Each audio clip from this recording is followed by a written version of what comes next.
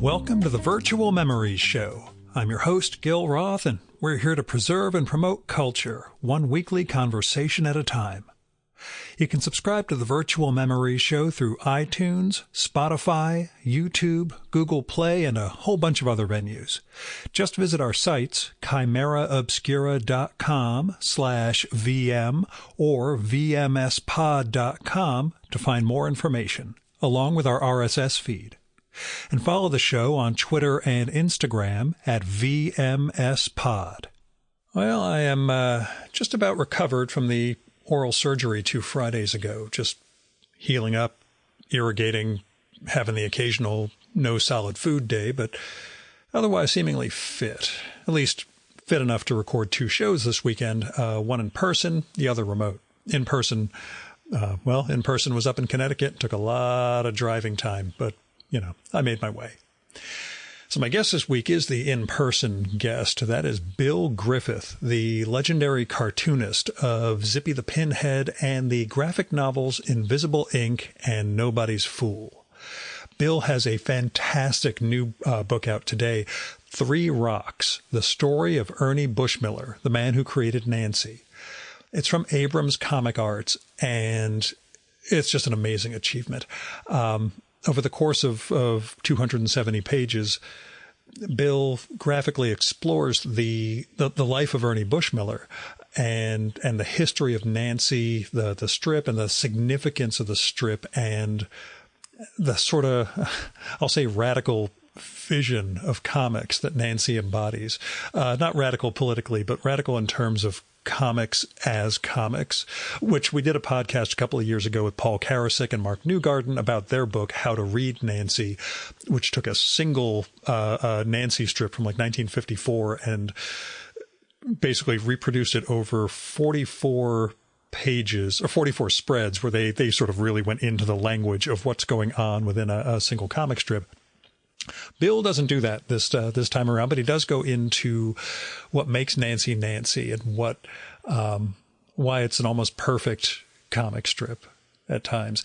And to do that, he combines his own cartooning throughout the book with collage images lifted from strips with Nancy and Sluggo and Fritzy and other Bushmiller characters to guide us through the story. And he brings it all together with this epilogue that just serves as a wonderful tribute to Bushmiller's world and what he created with Nancy. I mean, the book is just an absolute wonder. Bill does a masterful job at the biographical, at recreating Bushmiller's New York and L.A. from the 20s onwards and showing how comic strips evolved during the course of Ernie's career and it's celebrating the importance of the strip and not beyond just the achievement as a comic, but what it also meant in terms of, syndication and how one could become relatively wealthy making a comic strip and merchandising, which becomes part of the story of Bushmiller and Nancy. It's really a fantastic book. I enjoyed the heck out of Bill's first 2 graphic novels, but 3 Rocks is just on another level completely. So go give it a read. Now, Bill has another book that came out this summer. It is a 24-page comic from Fantagraphics FU Press, and it's called The Buildings Are Barking.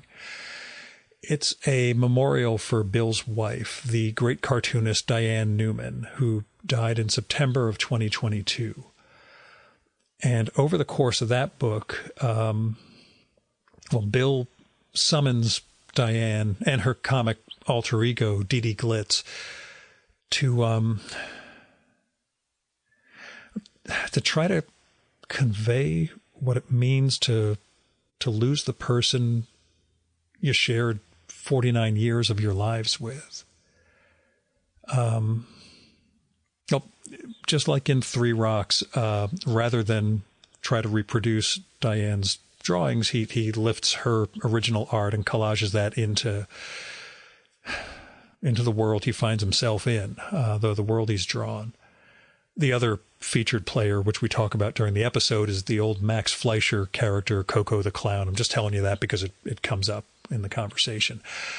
But the Buildings Are Barking, which he started about a month after Diane's death, is it's just this beautiful tribute, not just to love, but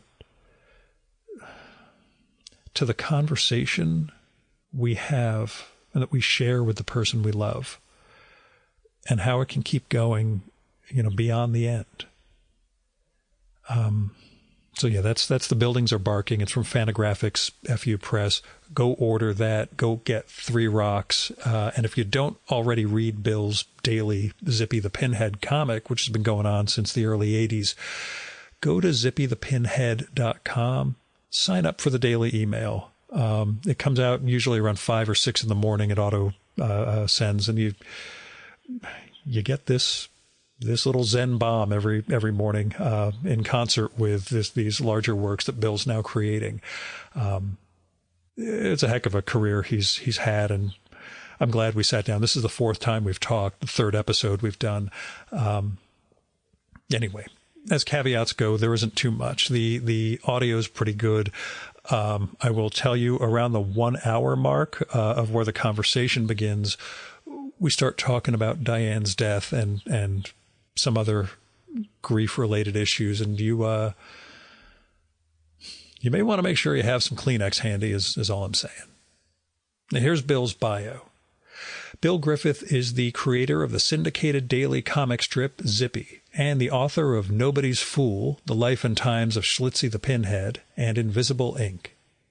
Griffith's prolific output has been included in such publications as The Village Voice, National Lampoon, and The New Yorker. According to Bartlett, he coined the popular phrase, "Are we having fun yet?" He lives in Hadlime, Connecticut, and his new book is 3 Rocks.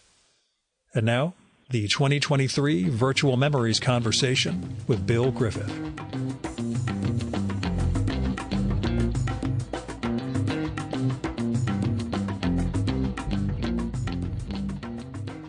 Where did 3 Rocks originate for you?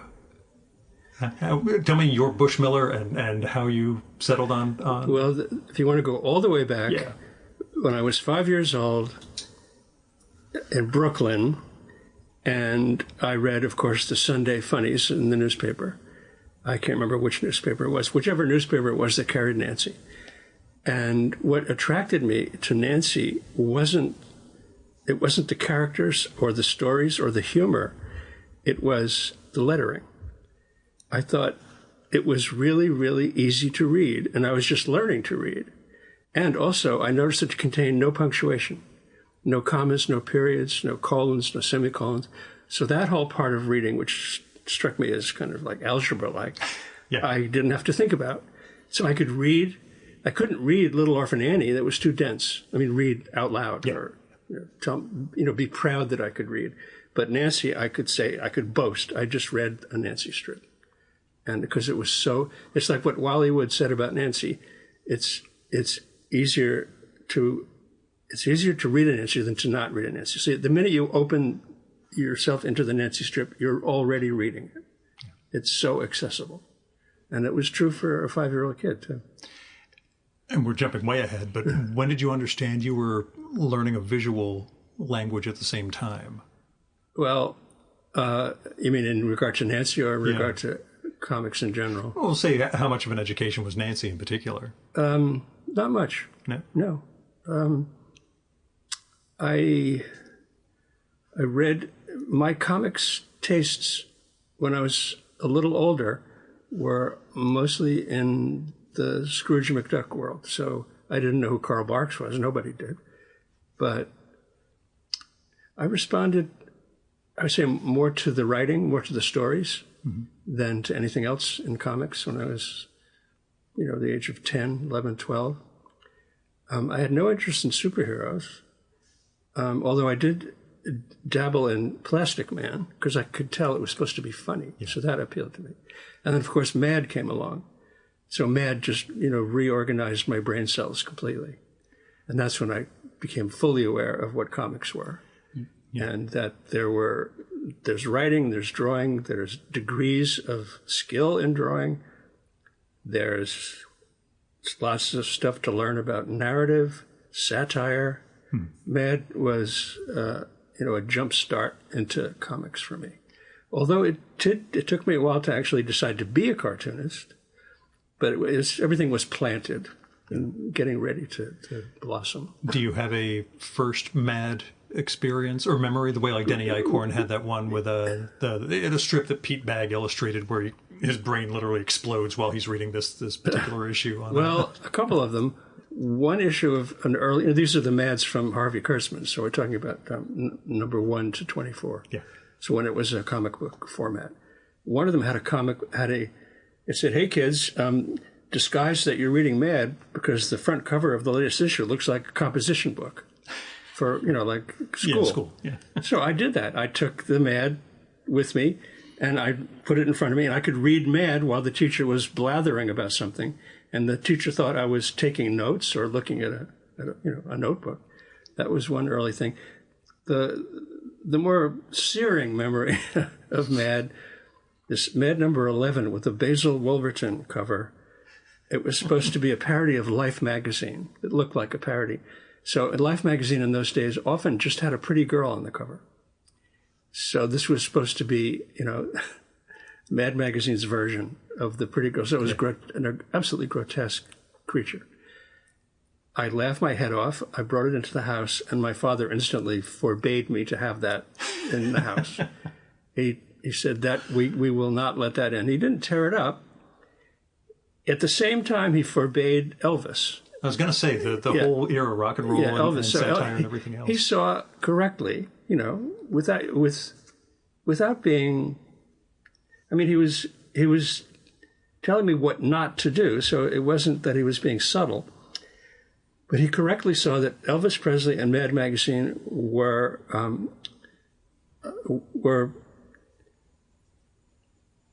in the business of destroying his values, his inherited values. He was a career Army officer, very unsuited in many ways to my mother. But so he saw Mad and Elvis correctly. He thought they were out to get him culturally, and so he said they can't come into my house. Of course, that just made me hide them and go to my friend's house and read them. Years later, I don't know, I would say maybe 20 years later, he read Mad. He started reading it. So it wasn't the Kurtzman Mad, of course, which had a lot more bite. But still, he became, I don't know how that happened. I never asked him. But I would visit him sometimes, and he would have the current issue of Mad. I guess he thought it was funny. Would you point out to him that, Dad, when I was a kid, he said I couldn't bring these in the house. This is something I remember when I'm being interviewed. Yeah. In real life, I don't remember this stuff. Gotcha. Also, there's this thing you have with your parents. You don't think to ask. Yeah. Yeah. You don't. There's all this stuff you never ask. Yeah. And that's because you don't treat them as people. You treat them as these iconic figures, and iconic figures are not to be questioned. They're not to be treated casually. So, yeah, I am. And sometimes by the time we think to ask them questions, it's not that they're gone, but that they're mentally, they're not holding on to everything that we held on to. Right, so it's too late. I get you. Yeah. So, how long did Nancy stick with you in that respect? I mean, again, it's the beginning of your reading life, but... it took a sort of a back seat, but I always liked it. Yeah. I always read it. I didn't understand it the way I do now, or the way I started to, let's say, in maybe the late 60s and early 70s, when I did my first forays where Zippy wanders into Bushmiller land and encounters the three rocks, and they talk to him. So that is really when the Nancy, aesthetic took hold with me. When I was, in my mid-20s, and I would suddenly, it was like a big light bulb went off in my head. This was not just a, clever, oddly perfect-looking strip. There was a lot more going on under the surface. And there was a lot about it that was about what comics are. And that that began to take hold. I don't know how many strips I used where either Nancy, Sluggo, Fritzy, or the Three Rocks are in one of my Zippy strips, but there's dozens of them over the years. Somebody just recently, a couple of days ago, said, I'd love to buy one of your Nancy Three Rock strips. Can you tell me, so I had to go on my website and put in the keywords Three Rocks, and, a lot of strips came up. Mm-hmm. So I was having fun with it. I wasn't taking it too seriously. I was seeing it as something with a lot more meat on the bones than I thought when I was a kid. But I thought it was surreal, and Zippy is surreal. And so I thought they were a nice match. They could speak to each other. One of the interesting things that I had never thought about until reading Three Rocks was the surrealism in Nancy has a logic to it, and the surrealism in Zippy goes to the absurdism, the illogical, you talk about it. Yeah, well, the absurdism and surrealism in Nancy is done for a reason. It's done to construct a gag. Yeah, it's all not mechanical, but it's all in service of 90%, if not 100%. I never calculated the percentage of all Nancy strips end in a sight gag. So what starts out as looking a little bit absurd then pays off in 4 panels to becoming the sight gag that it was set up to happen.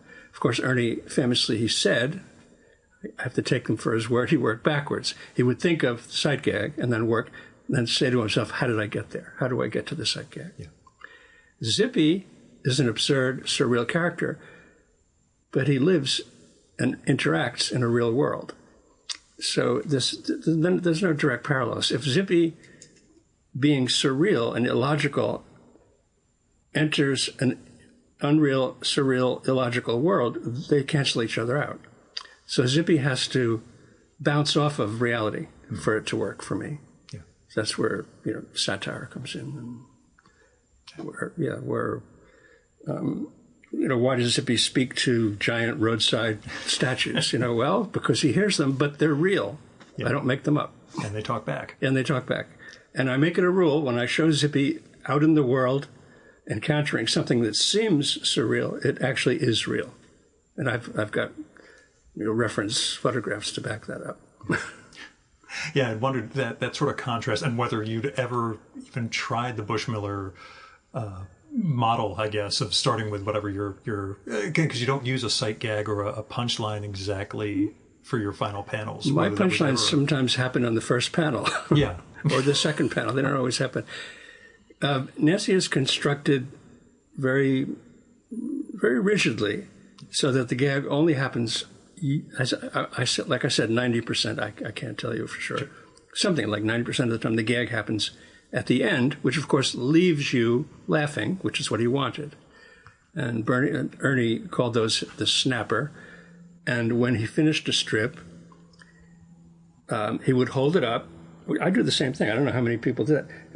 I hold a strip. When I finish a strip, I hold it up like 2 feet away because it gives you a little bit of distance, not just physical distance, but comic distance from what you did. So you're holding it as if it's being presented to you. And when you see it at that little distance, sometimes you see a weakness. Something doesn't work. So what Ernie did was he held his Nancy strip up every day and looked at it and said to himself, is there enough catnip in this strip? Which is a great kind of thing that he did. And sometimes he said there wasn't, then he would fix it. He also, at the end of each week, he would put the week's worth of strips up on the wall in the studio, and he would say, now how can I eliminate unnecessary words and the gag still works? Because the least amount of words is the quickest way to the gag, and so the gag is the funniest when it has the simplest build-up. So those were things he did that I do too. As you started to appreciate Bushmiller, and you were, entering a sort of community of cartoonists, did you find other aficionados in those early days, like people you could talk Bushmiller with, or was he still seen as Pretty much only Art Spiegelman. Yeah. Robert Crumb he scratches his head. I never talked to him. Now that the book is out and now that he has a copy, we write letters, actual physical letters back and forth. I mail postcards every day, so I'm with you. I like the slow communication. Yeah. Cool. Yeah. So I'm hoping I might have to urge him a little. I'm hoping for him to give me a reaction. Yeah. Not so much to the book, but now that my book presents Nancy and sort of asks you to reassess Nancy, if you previously didn't get Nancy, you didn't get what was good about it, what was important about it, maybe this book would help. Mm-hmm. So if it does help Robert, it would be absolutely, that would be like climbing Mount Rushmore or climbing Everest for you. Yeah, this would be the biggest accomplishment of the book to me, if I could make Robert Crumb become a Nancy fan. But I do understand. I mean, he really scratched his head about how to read Nancy. The Karasik and Newgarden book? And well, I did too, of course. I mean, not that I didn't get it. What Roberts doesn't get is why is it important? Mm-hmm. The artwork is... Why that particular strip, or why put all that effort why is Nancy important? Because, I mean, Robert comes, and a lot of cartoonists, even me, come from a tradition of dense artwork. A lot of cross-hatching, a lot of perspective, a lot of shading, all kinds of graphic techniques that go into what you do. Nancy goes the other way. Some people used to, as a put-down, they would say, it looks like it was done with rubber stamps. Of course, Ernie heard that and thought, what a great compliment. Yeah, you get How can I get the rubber stamps made tomorrow? So who did I have to talk to about Nancy? I mean, Art Spiegelman, absolutely. In fact, that was a large part of our, commonality.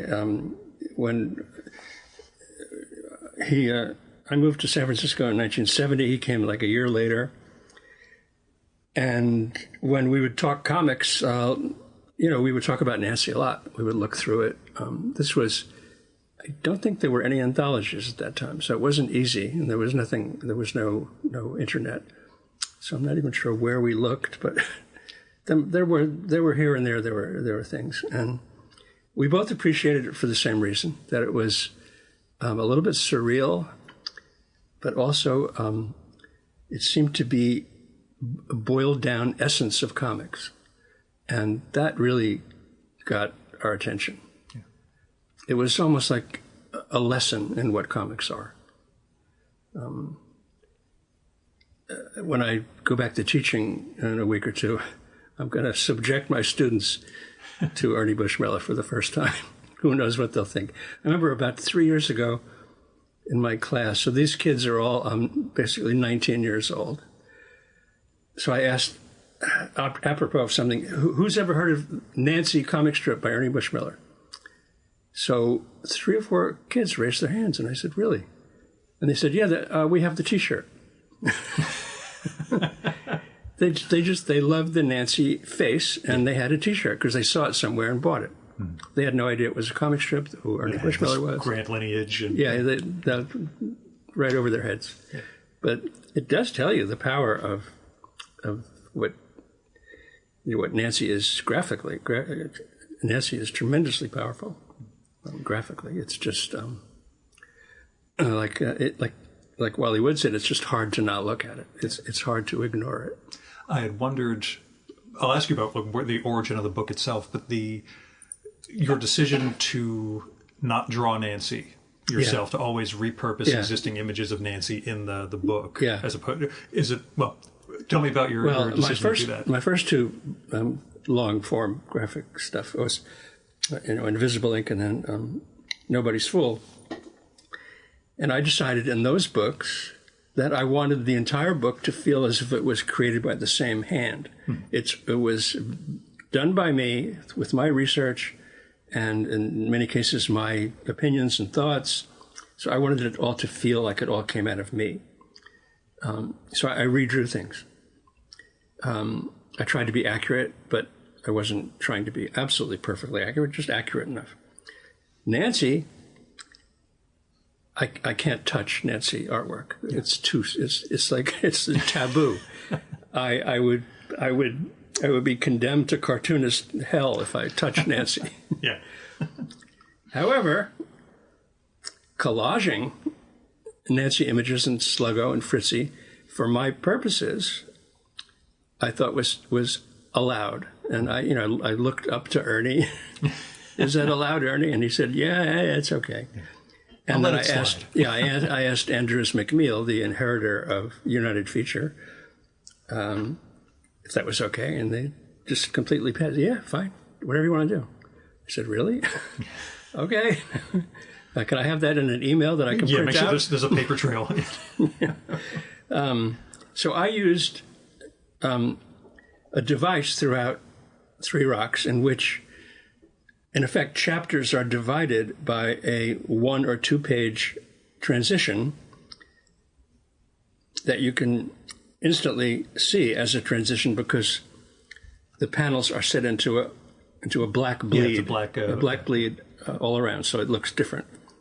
And in those pages, usually Nancy, sometimes Sluggo, are in effect guiding you from one part of the book to the next part of the book. Like in a very simple way sometimes, Nancy at one point says it would be fun to go to California because of the interesting people, and so you see her there and you see a juxtaposition of Nancy images and strips that are not supposed to be California, but I just decided were California. And then at another point she decides they have to leave California and come back to New York. And then at another point she decides that Ernie has to have a nice big house in the suburbs. So all of that is done with these transition pages where I collage Nancy and I write my own dialogue with my own lettering.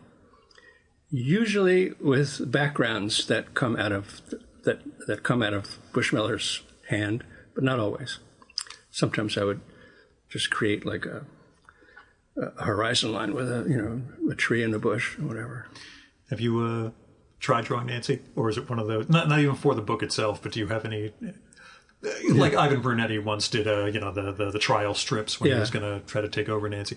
Is it something you wouldn't even? No, I wouldn't. The 69 to 107 little points on the hair, just too much. 69 spikes. No.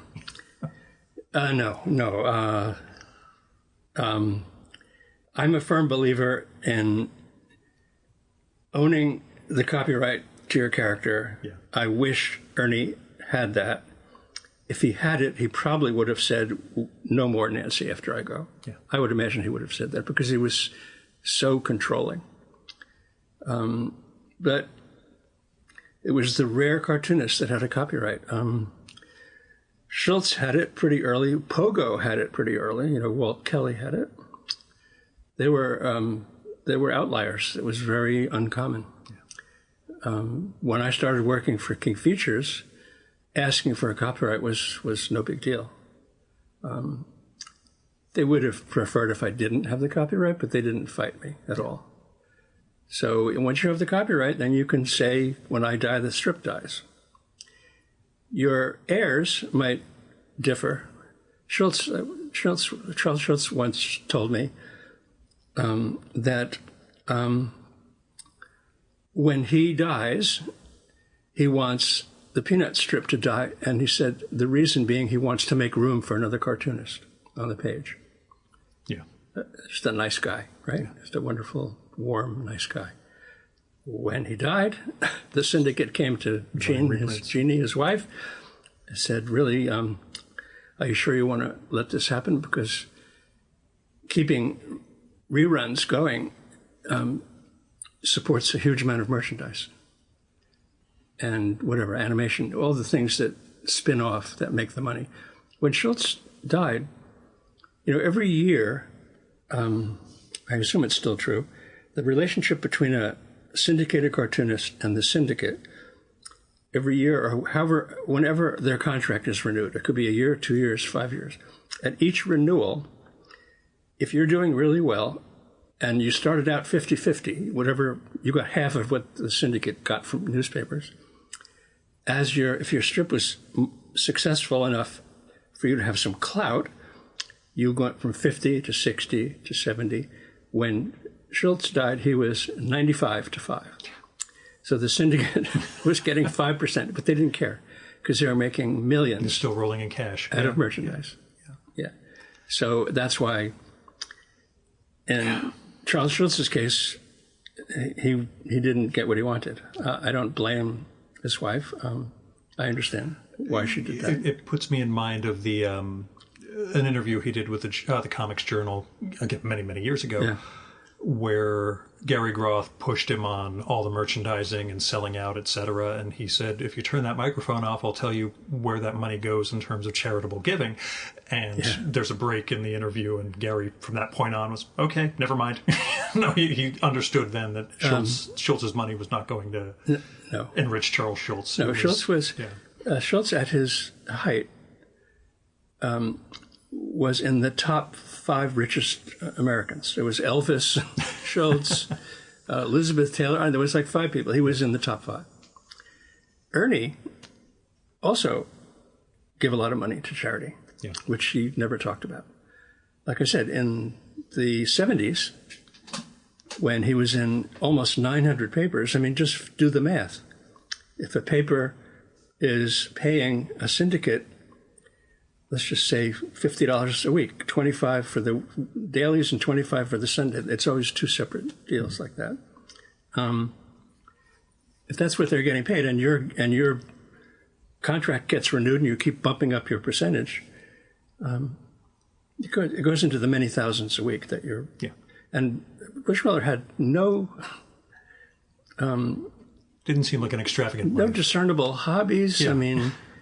He says that explicitly in the, don't write about me. I don't have any hobbies or anything to write about. Yeah. So when he died, I wasn't privy to his will. I couldn't, the guy that was his assistant who gave me a tremendous background, Jim Carlson, I'm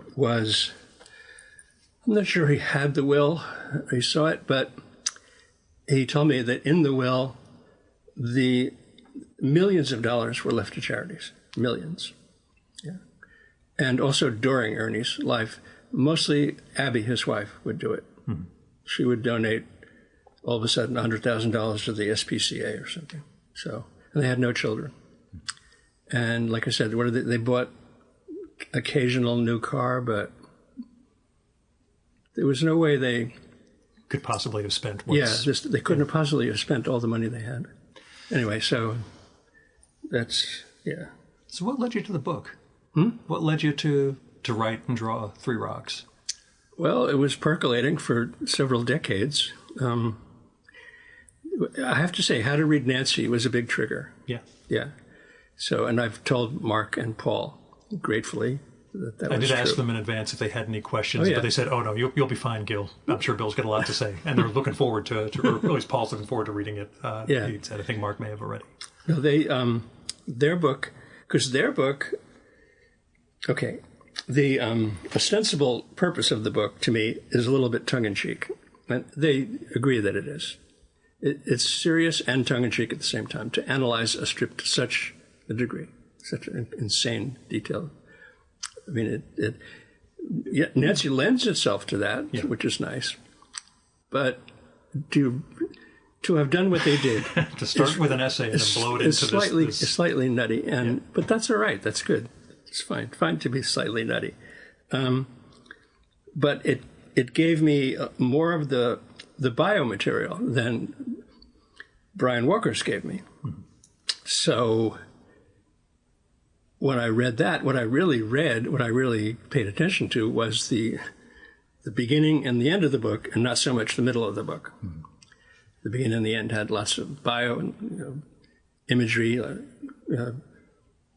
Some of his earliest comics from when he was at the New York World, when he was 20 years old, and family photographs. They had access also through Jim Carlson, Ernie's right-hand man. They had access to a huge amount of archives, including many interviews with people who, when I started to do my book, were gone. They were dead. especially Ernie's assistants. But Mark and Paul gave me the raw interview material for all of that, which was absolutely invaluable. So yeah, so How to Read Nancy triggered this book, but it was waiting to be triggered. Yeah. But they triggered it. I thought, as of 1988, if you look at Brian Walker's book, there was a section in which he prints like a 5 or 6 page story I did about Zippy entering Bushmiller land, which I imagine who Ernie Bushmiller was. I create this fictional version. I had no idea who he was. When I finished that, I thought, I wonder if there's a lot more to this than this 6 page little goof I'm doing. So that stayed in the back of my head, just like Invisible Ink stayed in the back of my brain from the day my mother died in 1998 to 2015. 2015? We recorded in 15 for that book, so I guess you'd finished a year or so back. So I'm slow to bring something out, but that's just the way I work. To be fair, you were doing a daily strip for decades. It's not like you were just... That's part of it. I remember Art and Francois used to say, Francois used to say, can we count on using you occasionally for illos in the New Yorker? She never said covers, but, and I said, I don't really want to be put on that list because I'm already kind of stuck on this 7 strips a week deadline, and I don't really think of myself as having a separate other career as an illustrator. I just don't think I have the time, even though the money would have been nice. So I resisted because, like you said, because of the pressure of doing Zippy every day. So I resisted, in general, the whole idea. I would see Maus, of course, and then I would see what Maus wrought, graphic novel after graphic novel, and I kept thinking the same thought, which was, I'm a little bit jealous. Do I have one in me? Maybe. I'll put it on the back burner and see what happens. So the back burner went on for a long time. And also with 3 Rocks. But if you go back to my original interest in Nancy in print in the early 70s, you'll see, like I said, all these strips in which Zippy interacts with the Bushmiller icons and Bushmiller himself. And so it was building, slowly building. And in keeping with Invisible Ink, the other man, Lawrence Larrier, does make an appearance in 3 Rocks. I couldn't resist. The crossing over the Bill Griffith universe. I used artistic license in 2 big ways, and maybe more than 2, but two really big ways in 3 Rocks. One was to inject Lawrence Larrier, my mother's lover, as revealed on my book, Invisible Ink, who was a cartoonist. And then the second one was where I imagine that Ernie met George Harriman. They were in L.A. at the same time, 1931. And Ernie was having lunch with all kinds of people. His wife, they were both very sociable. And there was George Harriman. He was, 20 minutes away. So I took the artistic license to make them have a meeting, and then at the end of the meeting, I imagine they could have done a 1-page Sunday jam called Fritzy and Crazy and Fritzy, or Fritzy and Crazy, whatever. Yeah. And that was irresistible. It was absolutely irresistible. I did find in my research there were people who believed that this was true. They had heard secondhand. Some of Ernie's assistants had heard secondhand. They said that he met Harriman, but there was no firsthand. I was going to say we can ask Michael Tisserand, but I'm sure he would have already let you know if he knew anything. There's no photographs. So yeah. But when it came to I'd say constructing the book, like actually deciding on how it came together. You've got the biographical elements. You've got sort of analysis of the strip. You have your Griffey stand-in kind of walking us through a fictional museum of Bushmiller. Yeah. You've got those interludes with Nancy, and there's the number of strips you incorporate also just to show us what the strip was like. I had to do that, yeah. What was the well, I guess that process for you, that sense of putting it together and figuring out it's if you look at my previous two books, it's a similar thing is going on. It's a kind of a weaving thing. So you start with a few threads. This is most obvious in film or TV even, or like Seinfeld. Seinfeld is all about each character has a thread, and the characters thread through each other's threads until they reach a conclusion at which all those threads pay off together. I remember at one point trying to make a zippy, was it a TV show? Yeah, trying to make a zippy animated TV show. I had a Seinfeld writer, Bruce Kirschbaum, whose expertise in Seinfeld was, what he said was architectural. So he would help this process of weaving each character's threads together so they all worked and they all interwove in funny ways and paid off. So I use that technique. I think it's kind of boring to just be chronological. Yeah, that's what I wondered. The temptation to just tell Bushmiller's story versus that interweaving, like you say. Well, what happens is when I'm telling the story, including the new book I'm doing now about my great grandfather, I'll go along chronological. All that information needs to be there. But when it feels like I just came to a spot where I could leave that narrative and do something that will work continuity-wise with the narrative, but it isn't a direct connection to the narrative, do it. Yeah. Do it. It's just more interesting to read, interesting to do, more interesting to read. And I've never made the rule that I can't inject myself. I've actually made the opposite rule, that I can inject myself into these stories. So that gives me a thread right there. Like, you can go along for 15 pages of Nancy or for some of my other books, and all of a sudden Griffey can appear and say, so now let's take a look at this from a different angle, folks. Yeah. I just think that's good storytelling. There is a rigid continuity to somebody's life that if you adhere to, you're leaving out a level of life, of spontaneity in your storytelling. You have to tell the basic facts of someone's life, but when those facts trigger something that can divert from the story and then come back to the story, do it, and do it clearly and concisely.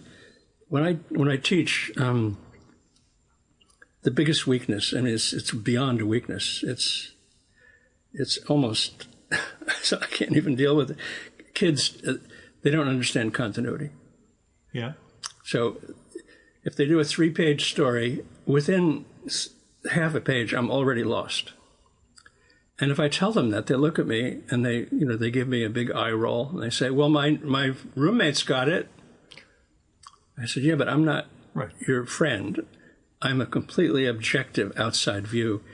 And you just did something in the panel, from one panel to the next, that only you understand, because you used something in your awareness, your knowledge, to make that happen. But you left out what the reader needs to follow that. So I just think continuity is like, it's all important. It's absolutely all important for storytelling. And which doesn't mean, of course, that it has to be chronological if you're doing a biographical story, because that, as I've said, is boring. And you can do fractured narrative and still carry the continuity along if you're... That's the trick, to do that without losing the reader. Yeah. It's weirdly, the first issue of Love and Rockets I ever bought was one of Jaime's most abstracted, fractured pieces about Izzy. I think it was issue number 28, the one with the Beto rooster on the cover. And I'm just getting into Love and Rockets. I have no idea who these characters are, but I got what he was doing from panel to panel with this, even though there was no direct, sequence with Love and Rockets is a great example of where comics and filmmaking come together. And comics and filmmaking are a natural fit always. All right, but they're different animals when it comes to continuity. If you're telling your story in film, you can have two people in bed talking and moving the story along. A second later, they're having lunch. Your awareness of that fills in that gap. You don't think, how did that happen? Because film, when you're looking at a movie, you're in a passive, if it's a good movie, you're receiving it in kind of a passive way. You're saying, I am now going to suspend disbelief. Whatever happens on the screen, I'm just going to believe can happen. You can't do that in comics. That's why the words soon, later, tomorrow, next day, that's why they're used in comics, and they need to be. A lot of my kids think that that's clunky or something. It's like old-fashioned. I said, no, it's comics. The language of comics requires these transitional words so that you don't lose your audience. You don't lose the continuity of your story. And by simply putting in next day on two panels in which my kids are having trouble with, it solves the problem right away. So I hope they appreciate it and use it later, but who knows? I remember being a teenager, and again, when I had my whole superhero thing going with Frank Miller and Alan Moore and those guys deliberately not using captions. Yeah. But at the same time, providing all the visual information of, this is, again, carrying that sort of understanding, which I imagine students aren't quite up to speed enough to grasp all the... I'm not advocating a use of captions. No, I'm just saying that if you choose not to and you create that limitation, you better be able to convey everything visually. You need to convey it graphically, yes, if you don't use captions. But captions... They serve a really good function, and they really do. Inherently in comics. Yeah, I mean, I use them in Zippy. I've used them all my life. I never questioned it. When I started reading comics, like most people who then became cartoonists as a result of reading comics, I learned the language of comics without being taught it by a teacher. I just learned by reading. And I couldn't have really articulated what I learned in the early days. But if I look at my work in underground comics going back to the early 70s, I was regurgitating continuity like crazy out of my memory bank. I just was. So the trick with that is to be, as you keep doing comics, is to be more and more aware of that. And there's nothing like having an objective viewpoint while you're working. So when Diane was alive, she was a wonderful editor. I have a good friend here that I get together with a few times a week, and he provides a similar thing for me. It's absolutely essential that you get some sort of outside eyeballs onto what you're doing, so that something that you don't see can be pointed out, in a nice way. Before you go 25 pages into following the wrong path. I mean, Diane would always she was absolutely, completely, brutally frank. And I would always respond by saying, "What are you talking about? Everything, it's perfect the way it is." And literally an hour later, I would be on the drawing board fixing it. Yeah. So it's been about a year since she died. Yeah. Your wife, Diane Newman. You like at her memorial. You've said that she read everything of yours. She was your best editor. You worked closely with you on these things. Finishing this without her. It was finished. No, it was finished before she died. Okay.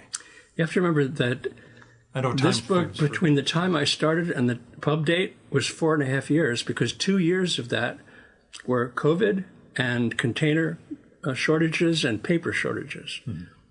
I don't know if you're aware of the paper shortage, but right after the container shortage, the paper used for graphic novels, which is a specific weight, so it doesn't have see-through, suddenly dried up. I'm talking about China, of course.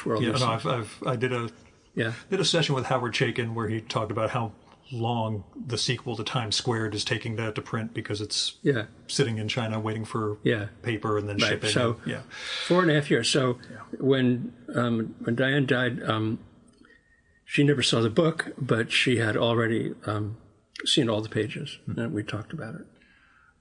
What did she think of the project, and what was her Bushmiller? Because you mentioned she was much more of a Little Lulu fan. Yeah.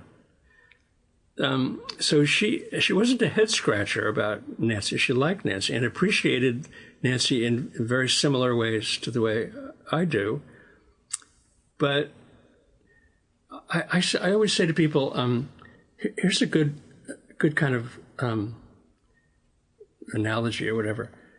There are only 2 cartoonists whose work gives me pleasure, 100% pleasure. In other words, turning off your critical facilities and also turning off any kind of jealousy that inevitably comes, which we all have. Yeah.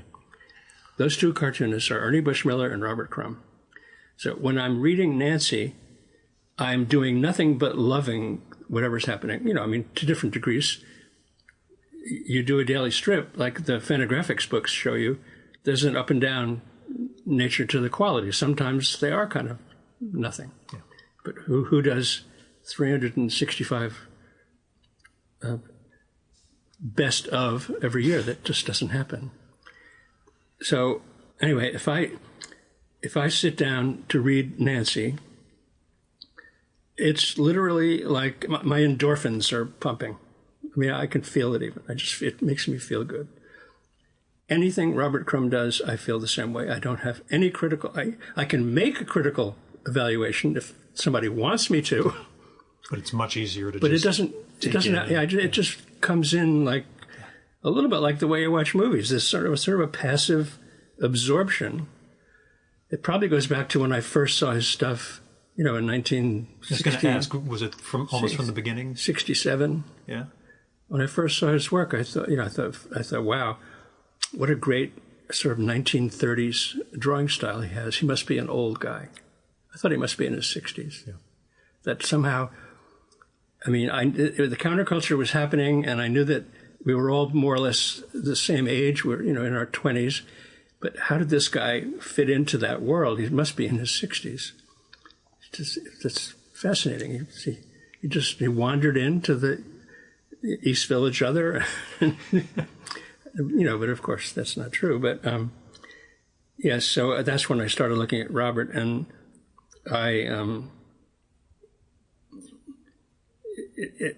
whenever someone says, "Have you seen the latest work by so and so?" I say, "Well, yeah, I'll check it out if I have." I'm not going to look at everything, but I'll check it out. But if anyone says, "Oh, look, Crumb just did a 2-page story in the New Yorker," I'm right there. Yeah. Or in the case of Nancy, I'm in the middle of doing the Nancy book. I was on eBay looking for bolo ties, and on the left side it says, "You may also like." Yes. So I clicked on that, and there was a scrapbook.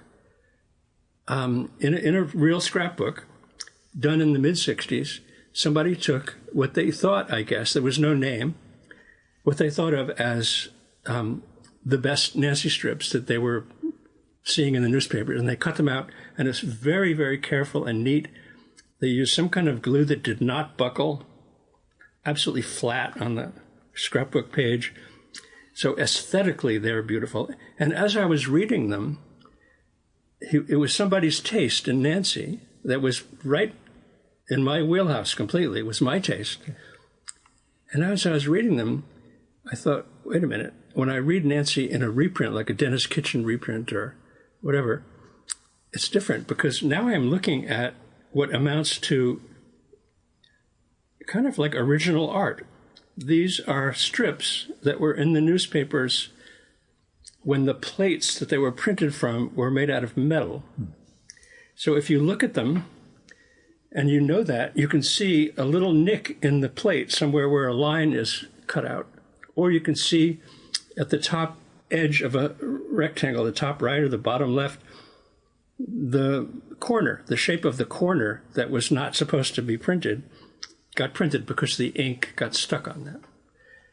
And then if you really look carefully, and this is somebody that did the scrapbooks in the early to mid-60s, you can actually see the metal plates made an indent into the newsprint. So this was the most pleasurable ever to read Nancy. I felt like I was reading, I had entered some philosophical world where the thing in itself was being presented to me. Yeah, there was the physicality of it. The physicality of it was so intensely real. And you know, that for that to happen in a more complicated, like an adventure style strip, it would be hard to make that happen. Nancy has a lot of white space. The lines are simple, they're almost geometric. And so they lend themselves to this thing, this physicality of strips, the way they actually got imprinted onto the paper by these metal plates. So those were, I'm talking about them because that was an example of pleasure beyond even the kind of reprint pleasure I would get. Just the reading as opposed to taking in the whole thing. Yeah, and so I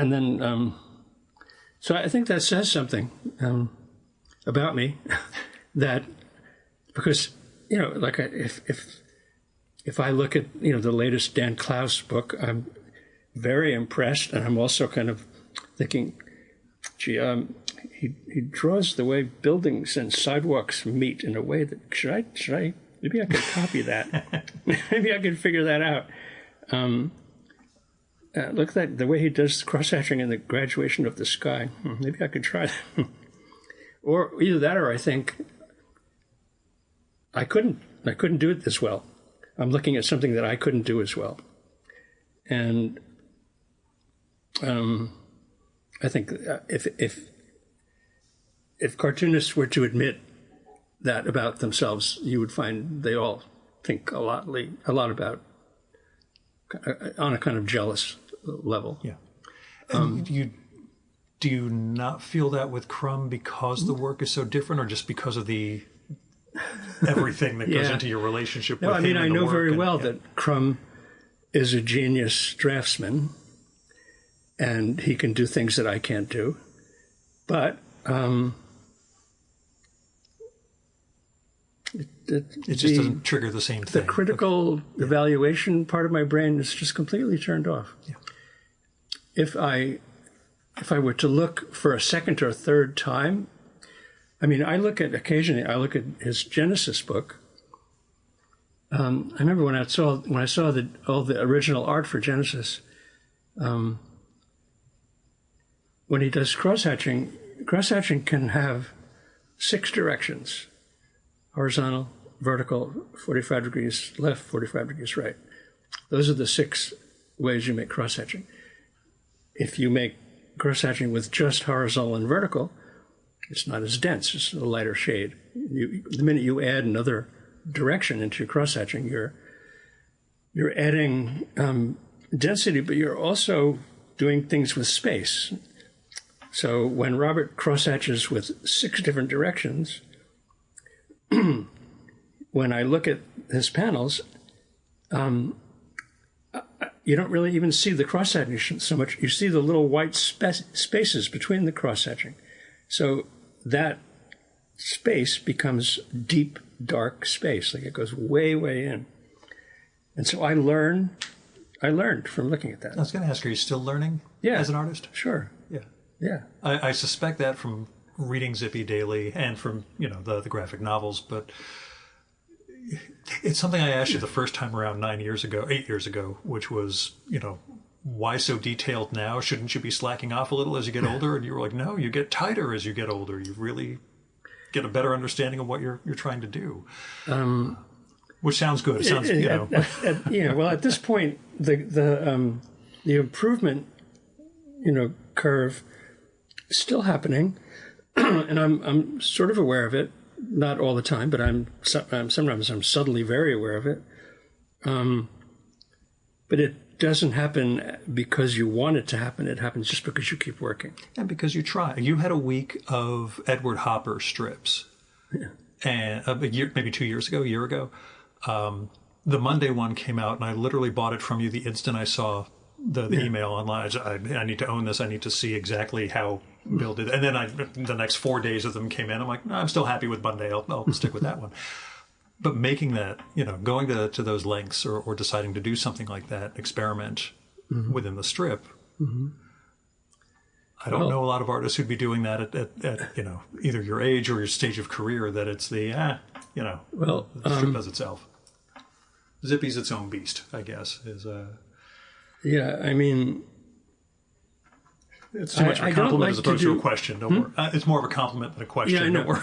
Well, I was thinking of another little aspect of that, which is not Zippy, but my graphic novels, which is another thing that I think can be boring, although it doesn't have to be boring, but it can be boring, is when you do page after page with the same layout. Now, there are moments sometimes in a story where that is appropriate. So let's say you have 9 panels per page, three rows with 3 panels per row, and you just keep doing that for 5 pages. So what you're doing is, sort of in film terms, you're keeping your camera at the same spot, looking at the scene from the same point of view. And you're doing it because it's the right thing to do. You're trying to slow down the narrative. You're trying to get deep into the dialogue, whatever. So that's a valid thing. But generally, I like to make every page design-wise different from every other page, or at least have a whole variety of design elements, design approaches. Yeah. And not to be arbitrary, to make those designs in service of the story. So you have to think about that. Where to leave a panel border off. I mean, all this story I'm doing about my great-grandfather. It's very rare that I would just stay with a page where you've got equal-sized panels, or where you don't do something where you break away from the panel borders. Yeah. For a purpose. And to me, that's just it's eyeball attraction. It looks good. How much did teaching wind up teaching you about this? Like having to enumerate this stuff to students, how much did you not know that you knew, I guess, or start to understand? Well, what happened with teaching and with my graphic novels is I came back, from 1969 to, what would you say? Beginning of Zippy? 80? Well, 88 maybe? More like 1980, 1981, 82. I did a lot of stories of different lengths, 1 page, 2 page, 5 page, 20 page, whatever. I would just normally do that.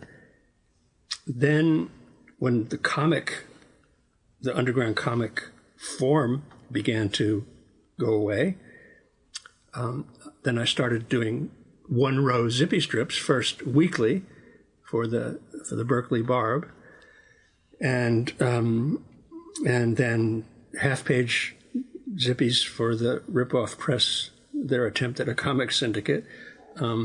And so I left behind the long form narrative, or even the medium form narrative. Yeah. When I started to want to do my first, Invisible Ink, I had to tap into all of that I had done before and bring it up to date, because the one row zippy strip format had no relation to a long form narrative. It just has nothing to do with it. So at that, I brought back what I used to do and tried to make it better and work for me. And teaching, there's an old cliche. When you teach, you learn from your students. I learned in telling them how to fix all of their mistakes. Yeah. I could see my own mistakes. Right. Of course, I would never admit that to them. Okay, I would occasionally, but so I would learn. Like I said, when I would criticize my students for having continuity issues where you would lose the thread of a story, that made me hyper aware of that problem that could happen in my own stuff. And now that Diane is no longer there, it's funny. She actually still is there. It's just, she's not physically there. But while I'm doing this new book, it's happened any number of times. It happened just a few weeks ago. I'm involved in a chronological part of the story, and I could hear Diane saying, "Okay, stop, and now go into one of the characters and put feeling into it, not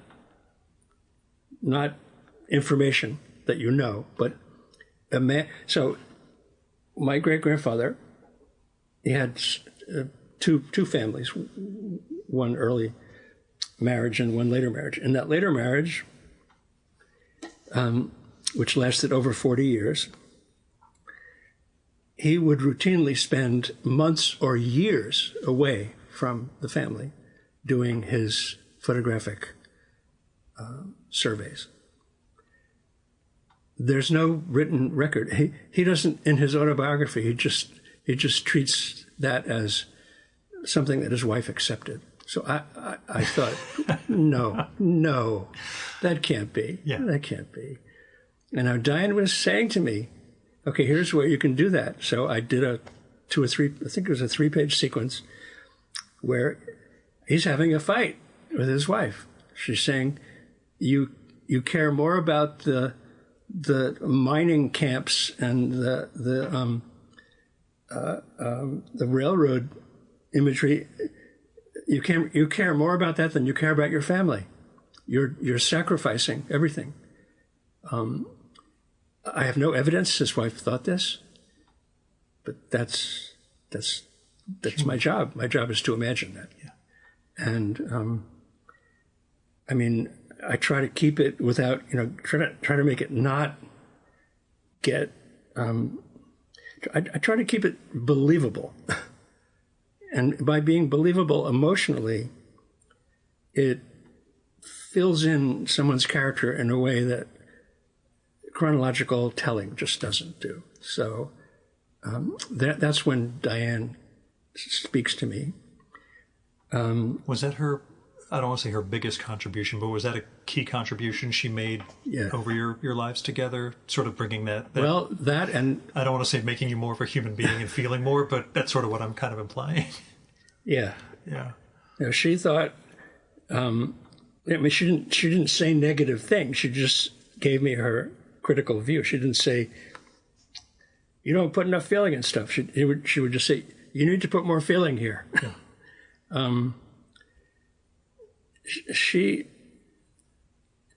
There is a male-female thing going on here.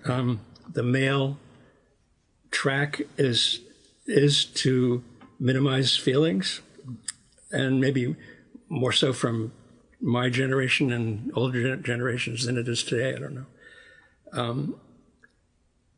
So Diane was bringing her own view to this, part of which was coming out of being a woman, and she would talk about it that way with me.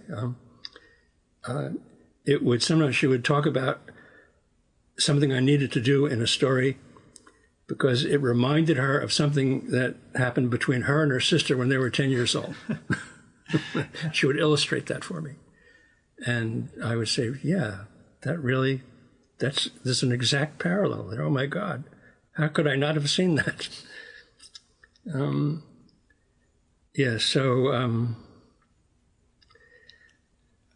I used to think, after she died, I would think, so this function that she was giving to me, by the way, I gave her the same function back. Yeah. I talked about her work with her all the time.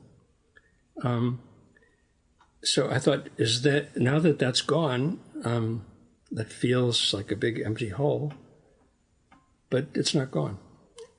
It's just not gone. It's still there.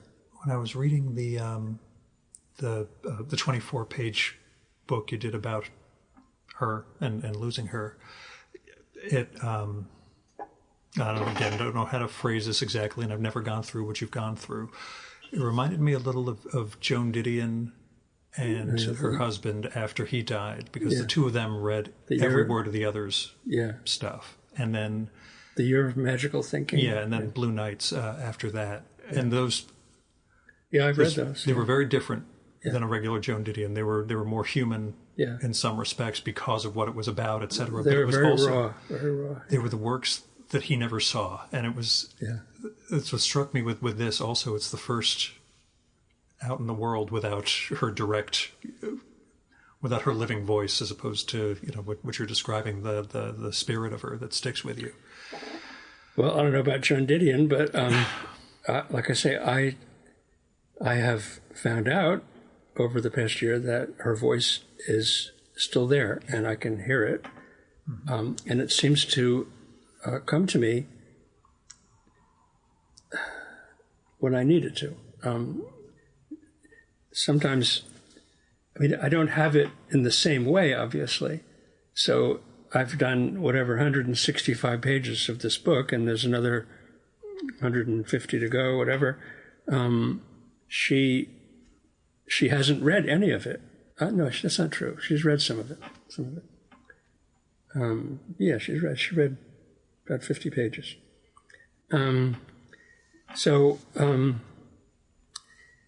There could easily be, in between those 50 pages and where I am now, there could be 15 moments when she would have said something that might make me change what I'm doing.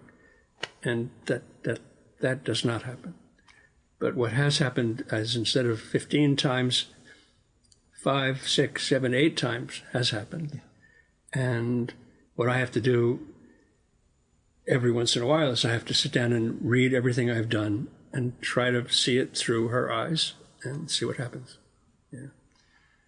In that comic, we'll say, you mentioned that you moved your drawing table and did your work in the main house. Yeah, I just moved back here last week. I was going to ask when you felt you could. I'll tell you what happened. When Diane was in home hospice, she was in our living room in the house, and which is kind of a double living room. And at one end of the living room is a desk, a big oak desk. And so I just set up my drawing stuff there. And I did my zippy strips and whatever else, some work on this book. Because I wanted to be there if she needed me. We had visiting nurses, and that was good. But there was, we didn't have anybody at night. And she would need me sometimes. And she would be in a bed. She couldn't get out of bed. And I was 20 feet away. So I felt it was absolutely necessary for me to do that. But after she died, I couldn't leave. I couldn't leave that space. Some of it is sort of psychologically obvious. I still felt she was there and that I had to take care of her. I don't know. And that went on all the way up until about 2 weeks ago. 2 weeks ago, Robert Crumb wrote me a letter, after he got the Buildings Are Barking book. And he wrote me a nice letter about it. And at the end of it, he had visited me a few months ago. So he knew I was working in this cramped little spot in the living room. So in his letter from a few weeks ago, at the last line, it just said, "Are you still working in the living room? Have you gone back to your studio yet?" So that did it. Yeah. The next day I went back to my studio. I just thought, okay, I have received orders. I don't know, what can I say? And in one day I came down here and set up everything, and it was absolutely seamless and fine. Psychologically? Psychologically, no problem. I don't want to say a sense of relief, but just... Nothing, it just felt natural. Okay. Like I went from being unnatural to being natural. Given its crumb, we could say Mr. Natural. But that's okay. Mr. Natural. I'm sorry. No, go ahead, use it. Let me ask you, I mean, his wife died within a few weeks. A month, November, so 2 months. Right, 2 months. 2 months after Aileen died. Did you and Crumb, you're already good friends. Did you grow closer through that experience? Yeah. He called me within a couple of days of Aileen dying, and I remember it was very calm and rational at first, and he said, "Bill, I want you to tell me," he said, "you have now, Diane died 2 months ago.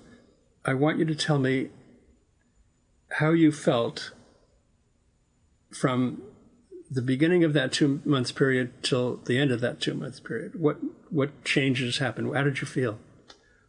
It was like he wanted to know. Like a map. Like a map. He wanted to know, what's in store for me.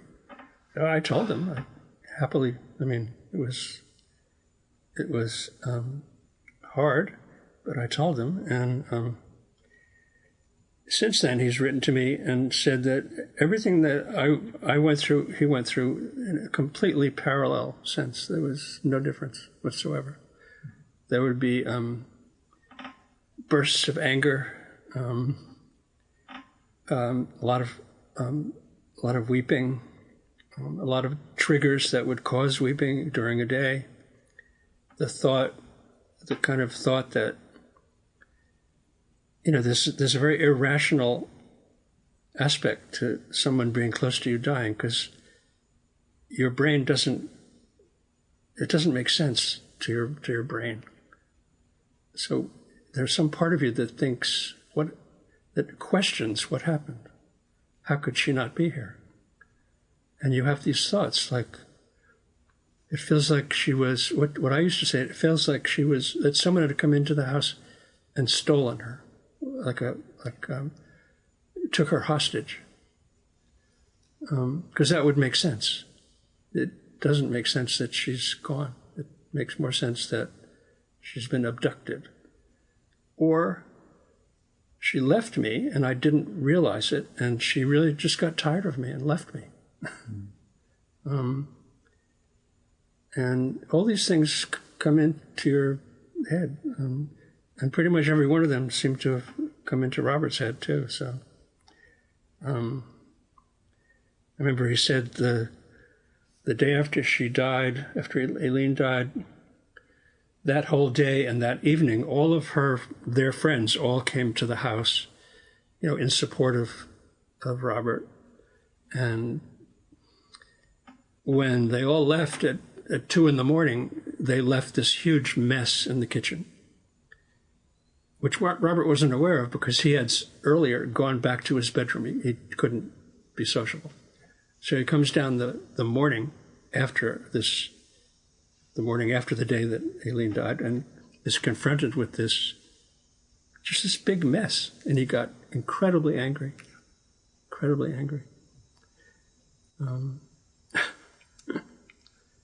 Did you have people... I mean, I wrote you immediately after because I'm nuts, even though we don't know each other, but you're somewhat isolated up here. Did you have a sort of support? Yeah. I have 2 nieces, one in Boston and one in Vermont. they were coming down to stay with me during the last few months of Diane being in hospice. So they were there. I have Diane's best friend and a very good friend of mine lives about 10 minutes away. She would come over a lot. Then the reason I'm here, that friend and his wife, they would come by. So, I was alone at night, but I wasn't alone during the day. During the last few months of her illness, but then it did get very lonely after that. And keeping the work going, doing Zippy. There's a I don't know where it's an interview with Lenny Bruce or it's somewhere. This isn't a direct parallel, but Lenny Bruce said, men always want sex, always. Yeah. If you're in a car crash, you have multiple injuries, you're in an ambulance, and you look over and the nurse is cute, has nice cleavage, you're gonna want to have sex with her. Some part of your brain is gonna kick in. Yeah. Okay, so I've been through a lot of trying times in my life involving people dying or having threatening illnesses or whatever. But I've, with only one exception, there was one exception sometime in the mid-90s, I've always been able to do my Zippy strips. And it isn't that I'm able to do them, it's that they go along in a separate track. That's how it feels. So, when my mother died, when Diane's parents died, I was completely involved in everything about what that means. But the next morning I would get up and do a Zippy strip. And it would feel just like putting on my clothes or something. It's just a natural function. Maybe it's because of doing it for so many years. I don't know. Sometimes the drama that my life had become seeped into the Zippy strips, but not in a... Yeah, I asked you that our first time. Not in a super obvious way. Yeah, whether it was directly autobiographical or if things are sort of coded underneath that you can read. Yeah. Yeah. Well, I figure, a daily strip is, it's a different creature from long narratives. People expect, and rightfully so, they expect something funny, and that something funny doesn't have to be, Rodney Dangerfield obvious. It can be something interesting, funny, but that's what you're delivering to them. You're delivering a short burst of something. So there's not a lot of room for psychological probing going on. But there is to some degree. I mean, I remember we were trying to make a Zippy movie, this is way back in maybe the mid 80s. And we were briefly involved with Alex Cox, who did Repo Man. Yeah. So I thought he would, I saw Repo Man and I liked what I saw. And so we had a meeting. And then he wrote to me or called me, I can't remember which. And he said, I can't really, I can't get into directing a Zippy movie. And I said, how come? And he said, well, as far as I can tell, Zippy feels no pain. I can't relate to a character that feels no pain. I said, do you mean physical? He said, no, I mean physical, emotional, the whole pain trip. Your character doesn't feel pain. I can't do it. I need pain. So of course, what I did was, the next day, I did a strip where Zippy talks about feeling pain. Am I feeling pain yet? And he walks into a car wash without a car, and goes through the whole car wash. Yeah. And comes out the other end. His pain has been, dealt with. And I did a bunch of other strips where Zippy feels pain in his own way. And not enough for Alex Cox. Yeah. Yeah, that's a whole other Right. world. The other, well, among many questions I have about you, Diane, at the memorial service, you talked about like reading the obituaries in the New York Times and the tributes that came in. And not that you were surprised, but you're gratified by how much, the New York Times, almost a full page, and people really gave. Does it have you thinking about your own legacy? What happens when you're gone? Yeah, I mean, I think about it fleetingly. Well, after Diane's obituary, I realized I'm going to get one. Yeah. Before that, I thought, I would wonder, am I going to get, is Diane going to get one? I know Robert will get one. Will Aileen get one? Will Justin Green get one? You know, to what degree are we in the, Cultural. have we passed that gatekeeper of, the mainstream media where they would do something to acknowledge your contribution or whatever.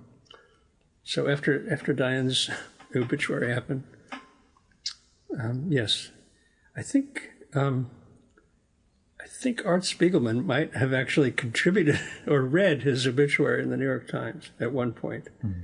I remember when I was in San Francisco, and Zippy was in the San Francisco Examiner every day from whatever that was, 1985 to 90, in that period. And I would go into the Examiner offices just because it was a cool place to be, to drop off my strips. And at one point I said, do you guys have an obituary ready for me? And they said, yes.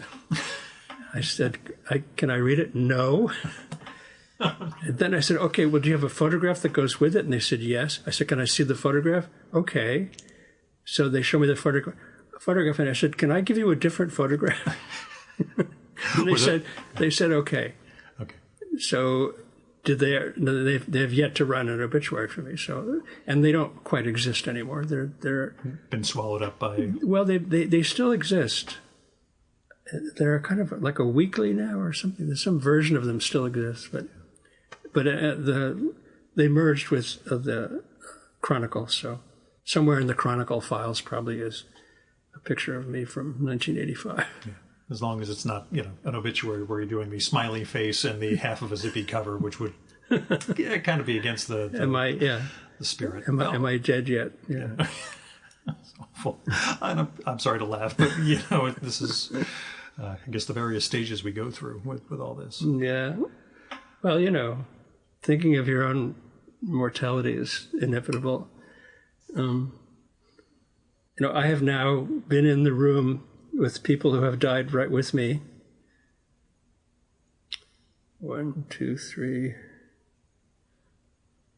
I guess 5. I can count 5 times, including Diane. So it's something that your body does. I know on that level. I know what it is.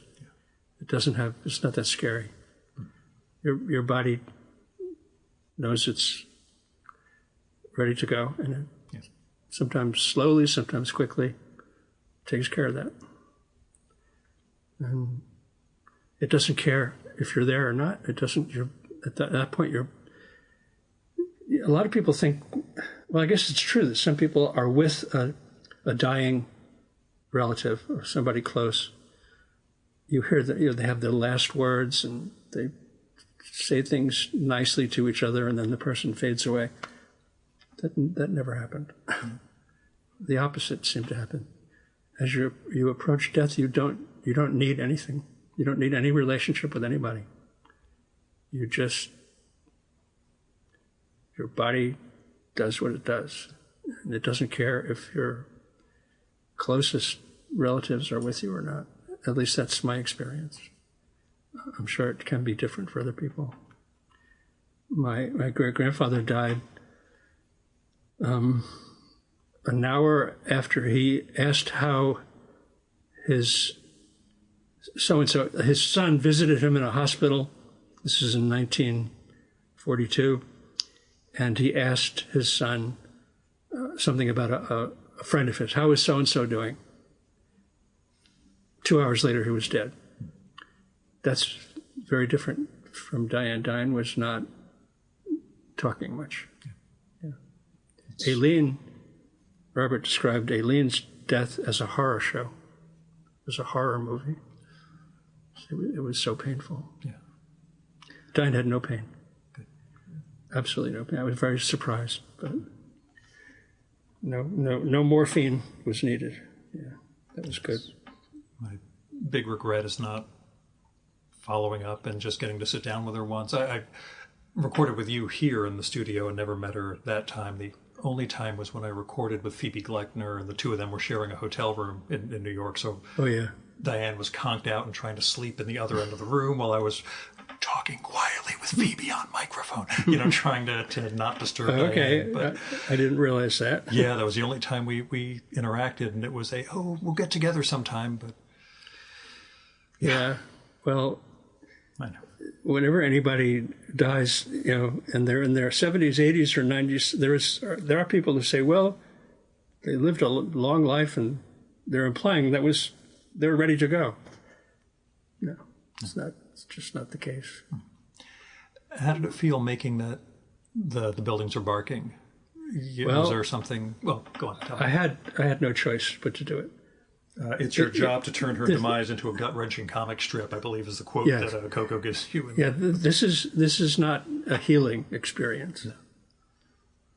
The only healing that I've felt has happened has been a result of just the passage of time. Mm-hmm. So I still have trigger moments when I can't believe she's not here, but I don't burst into tears when that happens anymore. So that's progress towards acceptance. But when I started doing The Buildings Are Barking in early October, so a month after she died. And the initial impulse was I thought, I need her voice to speak to people through me. So I very early on in the project decided I will use her artwork, her Dee Dee artwork and her autobiographical drawings of herself. And she will speak, and she will kind of direct me throughout this thing. We'll have dialogue back and forth. I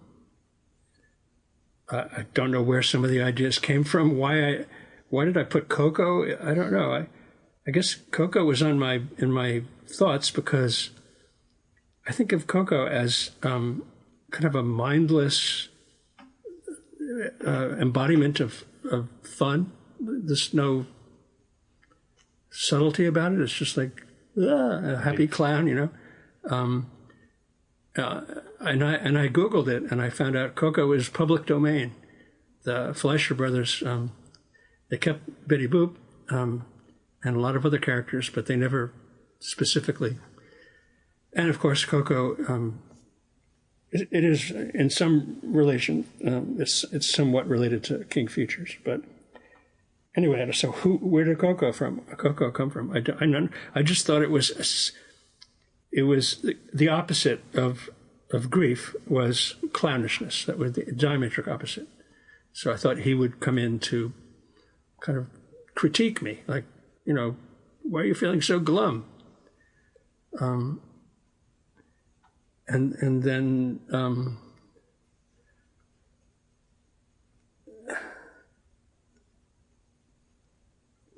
towards the end, when I go down to the ferry is right down the road here that's in the story. So that was a ferry where Diane and the ferry, it takes 6 minutes to go across the Connecticut River. And in the summer, if it's a hot day, that's 6 just very pleasant minutes. So we would sometimes just drive the car onto the ferry and then get out of the car and just be on the ferry for 6 minutes and then 6 minutes coming back. And it was like a little break in the day. So I thought there was some essence of Diane in that ferry. And when I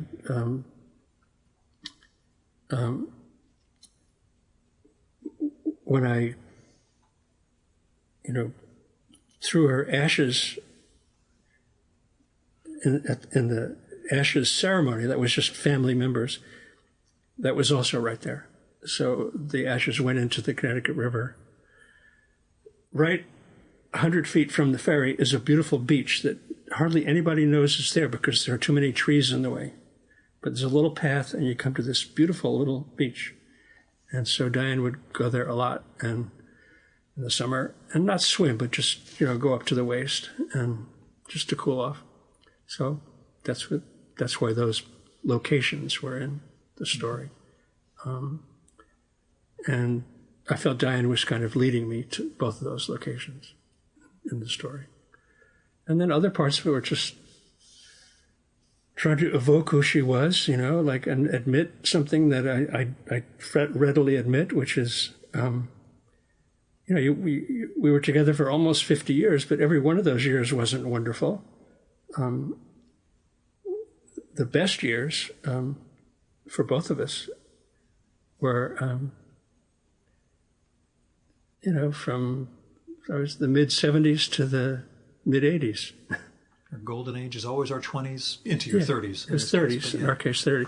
Well, when we met, I was 28 and she was 24, which kind of blows my mind that that could have been true. Like, Diane was 24 when I first knew her. Oh, my God, I was just a kid. But, yeah, so, like I said, I did the book, the story, largely to let her speak, and for it to be our last collaboration. I felt like I was doing an extreme version of listening to her and telling me what to do next. Who knows how if she could come back to life, what she would think of it, I don't know. She would probably give me an eye roll. But it was love. Just had, I didn't do it, like I said, I didn't do it for therapy. I did it because I couldn't not do it.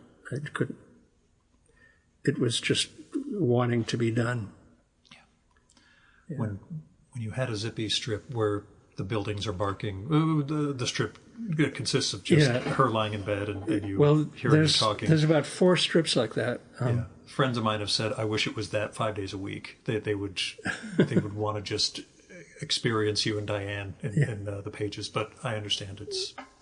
Yeah, well, Diane appeared in quite a few zippy strips. I remember once the New Yorker sent me to Aspen, and we did a story. I did a cartoono journalism story about what I saw in Aspen, and Diane was with me. And so after I did that, and that ran, then I also used some of those incidents in Zippy. So I remember we were in the plane leaving Aspen, and Diane said, "Bill, don't turn around, but there's somebody like 3 rows back who's throwing up." I said, "Okay, who is it?" She said, It's Jerry Van Dyke, Dick Van Dyke's brother." We've been watching Mary Tyler Moore from beginning to end. He shows up in a couple of episodes, so he was the funnier of the two, apparently. He was totally goofy, a goofball. But Jerry Van Dyke. There he was throwing up. And then we both realized, oh, that's right. A few days ago, we were, in an Aspen nightclub or something, and he was performing, but he was drunk out of his mind. And the audience was they were scratching their heads. What's wrong with this guy? And he was getting no laughs, so he pulled his pants down and mooned the audience. He mooned the whole audience. So we saw him, I guess, in his tailspin years. So I did a strip where Diane, I think she actually maybe she talked to him in the strip. But anyway, I used her in a bunch of strips. And in my sketchbook, when we took trips, I would use her. I would very often use her as a voice, to make comments on things. So, I know it's a tough question to ask on Mike, especially, but are you prepared for the anniversary? Do you even know what it's going to mean I'm not. I can come up. It's only 3-hour drive, is what I'm saying. If you need a friend, it's not of great importance to me. Okay. I'm not big on artificial dates like that. Okay. All my life, I thought,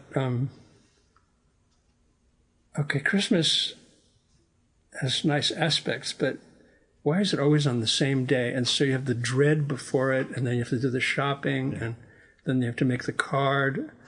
Why can't it be just when you feel like it should be? Now, it's time for Christmas. Let's do Christmas. I'm not. My nieces have both asked me if they want to come. So I said yes, of course. But I didn't ask them; they asked me. More for them than for more you for in them. that case. Okay. Yes, it will. I'm fixated on that sort of thing. I'm glad you're not, because I'm not. Yeah. I have to say, just honestly, that I'm not. Maybe that's part of having a daily strip. Kind of gets you out of worrying about individual days coming up again and again. But actually, that is a funny aspect of doing a daily strip, because I have to be 5 weeks ahead on the daily and 6 weeks ahead on the Sunday. That's even with all the computer stuff in the world, I still have to do that. So I'm always doing strips and putting dates into them that are way off in the future. A month or two in the future. So I already did September 1st, a month or two ago. This would have been the greatest therapy for me in the world if I had just taken up a daily strip. Well, anyway, I'll go back, time machine and fix all that stuff.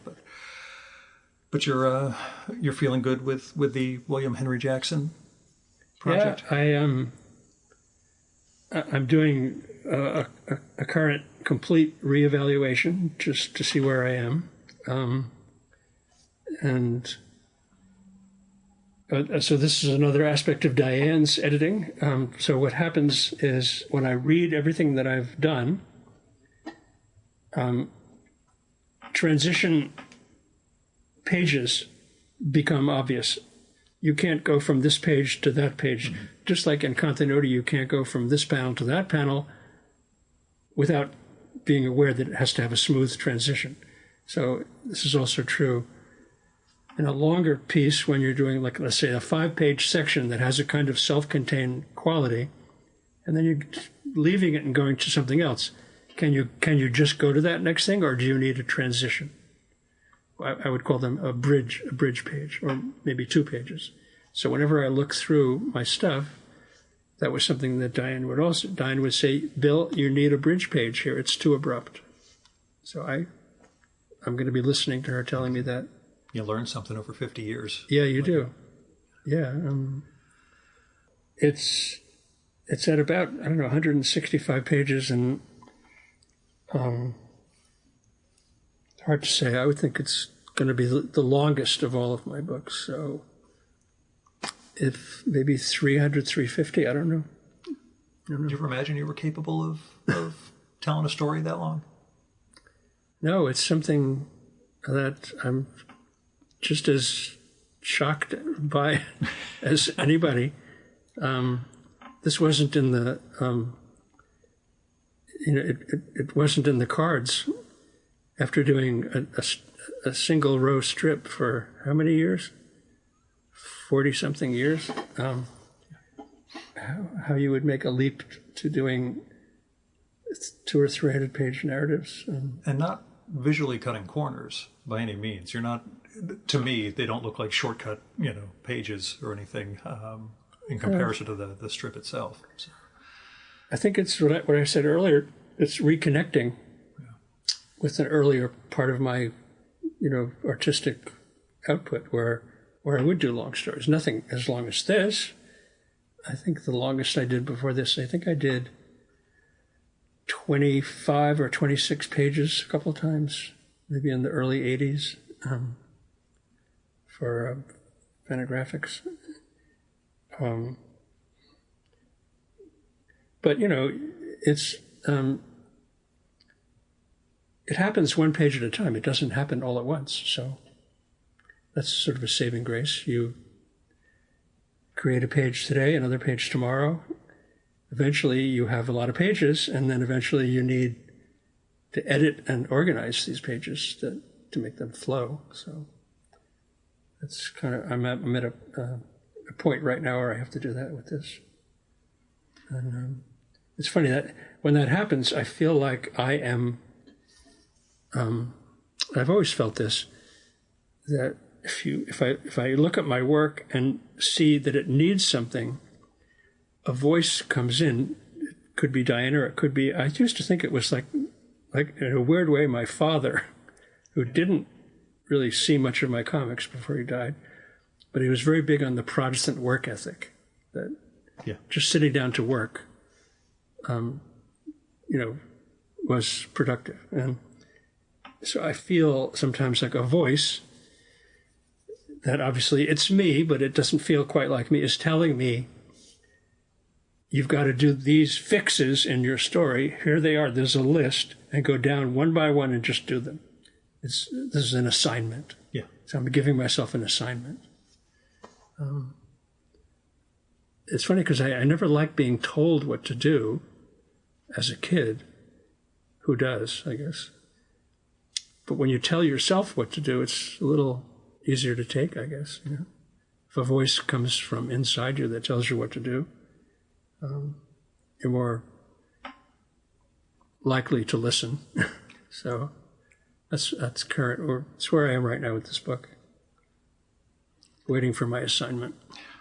I will leave you to it, Bill. I'm very thankful to get to sit down and talk to you again. I'm so thankful about both Three Rocks and this, bringing Diane's voice back to us. So, yeah. Thanks for coming on. Yeah, great.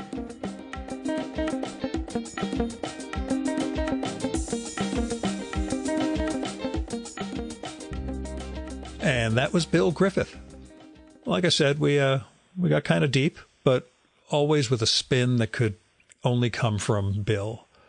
So go get Three Rocks, the story of Ernie Bushmiller, the man who created Nancy. It's out now from Abrams Comic Arts.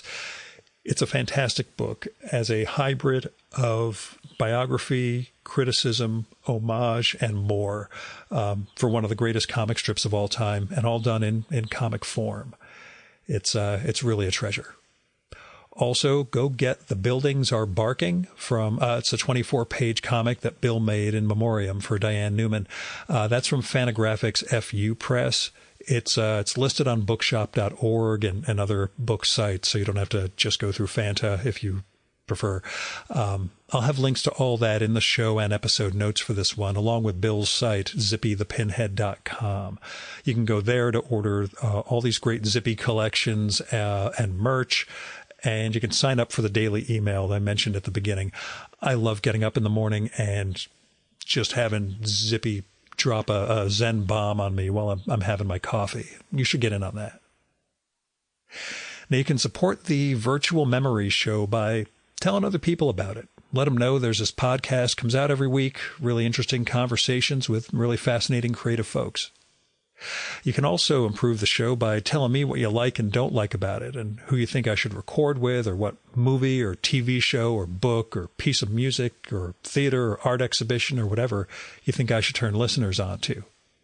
You can do that by sending me an email or a DM if you're connected with me on social media, a postcard or letter. My mailing address is at the bottom of the Substack email that I send out every week. Or you can leave a message on my Google Voice number. And that's 973-869-9659.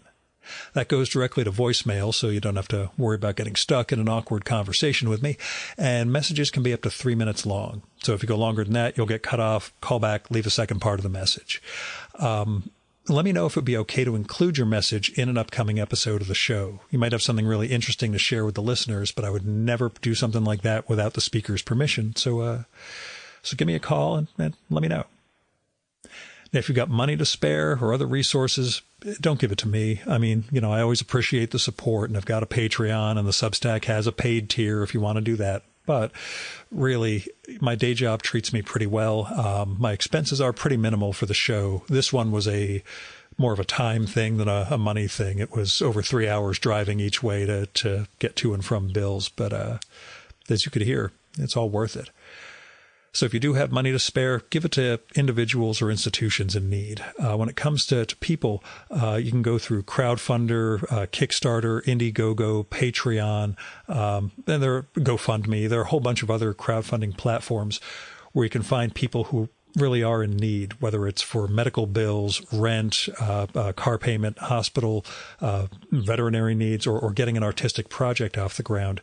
There's contributions you can make that'll help them. When it comes to institutions, I give to my local food bank every month. I make occasional contributions to the Poor People's Campaign, to Planned Parenthood and other women's choice funds. I make targeted election contributions, but that's part of my job as a lobbyist, so your mileage may vary.